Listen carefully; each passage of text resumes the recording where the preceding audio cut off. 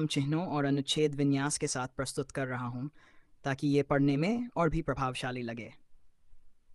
भाग 1 सोरठी बृजभार उत्तर प्रदेश और बिहार की एक प्रसिद्ध लोक कथा है। ये एक ऐसी कहानी है जो एक अप्सरा और गंधर्व की प्रेम कथा पर आधारित है। आशा करता हूँ कि आप सभी को यह कथा पसंद आएगी। देवों की नगरी, जहाँ स्वर्गलोक की सारी सुख सुविधाएं उपलब्ध रहती हैं, उस नगरी का नाम है अमरावती। मानवों की कल्पना से परे अमरावती में केवल देव, गंधर्व और अप्सराएं ही वास करती हैं। मानवों को सदा ही विचारों में आकर्षित करने वाली इस मनोरम नगरी के वासी भी पृथ्वी लोक के आकर्षण से अछूते नहीं थे। वे लोग भी बार बार अलग अलग रूपों में पृथ्वी पर भ्रमण करने आते रहते हैं।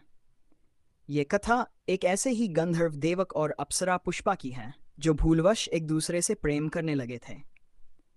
भूलवश इसलिए कहा क्योंकि वहां के नियमानुसार गंधर्व और अप्सराएं इंद्र की सेवा के लिए ही होती थीं और उनके लिए प्रेम, विवाह इत्यादि कार्य वर्जित थे।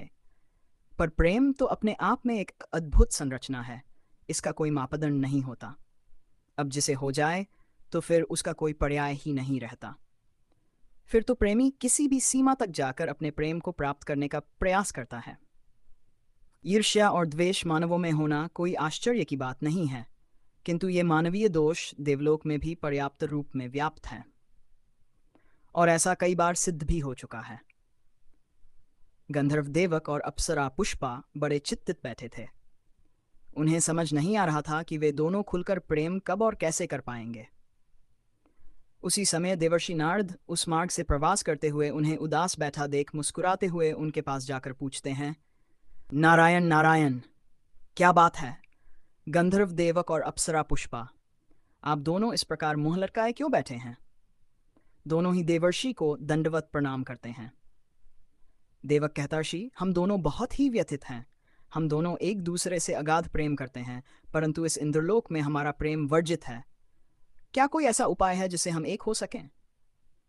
नारद मुस्कुराते हुए कहते हैं, इस त्रिलोक में हर कार्य का उपाय है।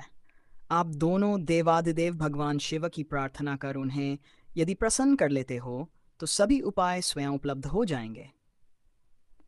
दोनों ही प्रसन्न होकर नारद जी को पुनः दंडवत प्रणाम करते हैं। नारद जी उन्हें कल्याण हो का आशीर्वाद देते हुए वहां से प्रस्थान करते हैं। कैलाश पर्वत पर गंधर्व देवक और अप्सरा पुष्पा दोनों ही एकत्र होकर भगवान शिव की मिट्टी से बने लिंग की पूजा कर रहे हैं।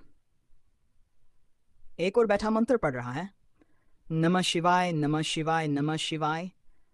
वहीं पुष्पा भी इसी मंत्र का जाप कर रही है। जप करते करते उन्हें कई दिन बीत जाते हैं। उनकी तपस्या से प्रसन्न होकर भगवान शिव ने माता पार्वती के साथ प्रकट हो जाते हैं। भगवान शिव अपना हाथ ऊपर कर देवक और पुष्पा की ओर करते हैं। उस हाथ से एक प्रकाश निकलकर दोनों के मस्तिष्क से टकराता है। ध्यान भंग होते ही वे अपने समक्ष साक्षात भगवान शिव और माता पार्वती को देखकर हाथ जोड़कर वंदना करते हैं। प्रभु, आप।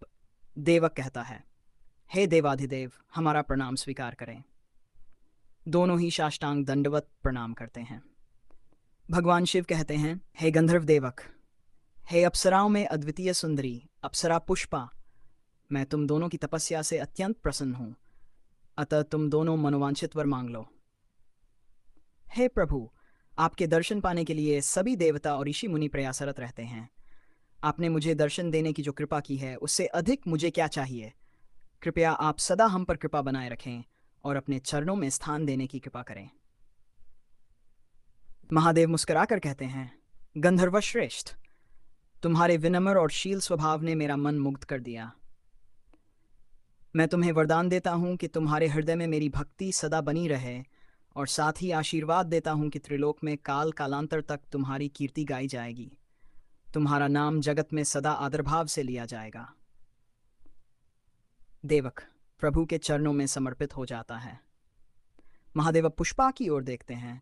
देवी पुष्पा, अपनी अभिलाषा कहो, तुम क्या वरदान पाना चाहती हो?